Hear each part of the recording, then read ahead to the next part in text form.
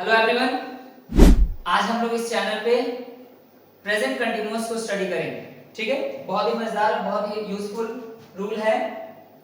Rule number 2 of tense, present continuous.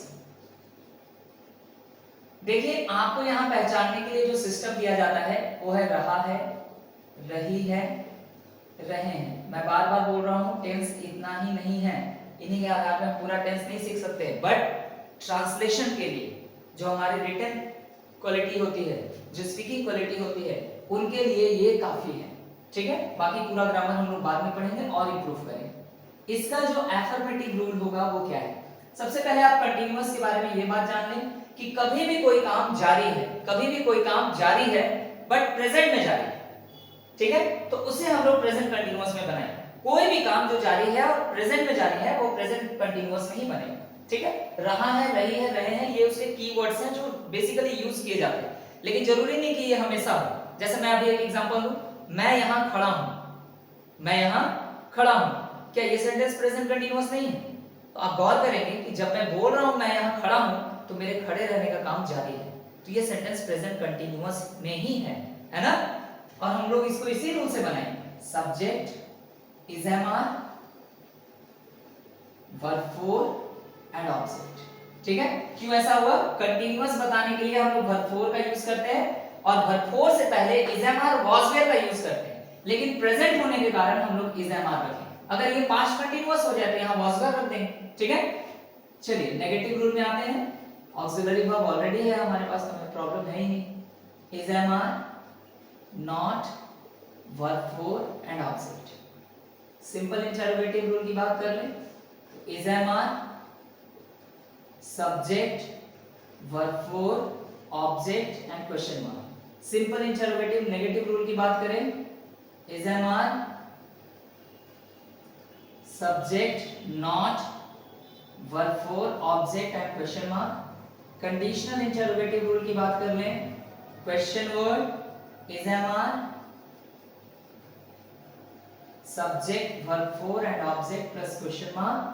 And conditional interrogative negative rule की बात की जाए तो question word, is am are, subject then not, verb four and object plus question mark. ठीक है, ये वो रूल्स हैं जिसकी सहायता से हम प्रेजेंट कंटिन्यूअस के सेंटेंसेस को बनाएंगे। चलिए, अब मैं सेंटेंस यहां पे आपके सामने रखूंगा, वह सो रहा है, सीख रही है। वह इंग्लिश बोलना सीख रही। ठीक है, इन एग्जांपल्स को डील करेंगे, काफी नहीं है हमारे। वह सो रहा है, एफर्मेटिव रूल से बनाइए, सबके सब प्रेजेंट कंटिन्यूअस है। एफर्मेटिव रूल से बनाइए, ही इज, वर्ब फोर चाहिए आपको और वर्ब फोर में, वर्ब वन में आईएनजी जोड़ देते हैं। ठीक है, किसके साथ इज, किसके साथ एम, किसके साथ आप? अगर ये कंफ्यूजन है तो क्लियर कर लीजिए। आई के साथ तो आप एम चुनेंगे, ये आपको पता है। वी, यू, दे और किसी भी प्लूरल नाउन के साथ आप आर लगाएंगे। ही, शी, इट एंड किसी भी सिंगुलर नाउन के साथ क्या लगाएंगे आप? इज। ठीक है, ये याद रखिए। तो वह सो रहा है, ही इज स्लीपिंग, ये हमारा पहला एग्जांपल हुआ। क्या तुम जा रहे हो? अब आप सोचिए ये सेंटेंस कौन से रूल से बनेगा? तो अभी तक आप पहचान चुके होंगे कि ये सिंपल इंटरोगेटिव से बनेगा, है ना? सिंपल इंटरोगेटिव से बनाइए। जिनको प्रॉब्लम है वो पुराने वीडियोस को देखिए, 1 into 6 रूल सीखिए, आप खुद पहचान लीजिएगा कि कौन सा सेंटेंस कौन से रूल से बनेगा। क्या तुम जा रहे हो, तो हम इसको इस रूल से बनाते हैं। आर का यूज हम लोग पहले करेंगे क्योंकि सब्जेक्ट यू है। Are you, now verb four, going. ठीक है, अब आप किसी जगह भेज दीजिए, जैसे क्या तुम दिल्ली जा रहे हो, are you going to Delhi, है ना? क्या तुम स्कूल जा रहे हो, are you going to school. क्या तुम मार्केट जा रहे हो, are you going to market. ठीक है, वह क्यों नहीं खा रही, इस सेंटेंस को हम लोग कंडीशनल इंटरोगेटिव नेगेटिव से बनाएंगे। क्यों के लिए क्वेश्चन वर्ड वाई आ जाएगा, वाई के बाद is am are, but subject she है, इसलिए हम लोग इज का यूज करेंगे। Why is she, not verb four, खाना, that means eat, and verb 4 is eating. Why is she not eating। ये सेंटेंस हो गया।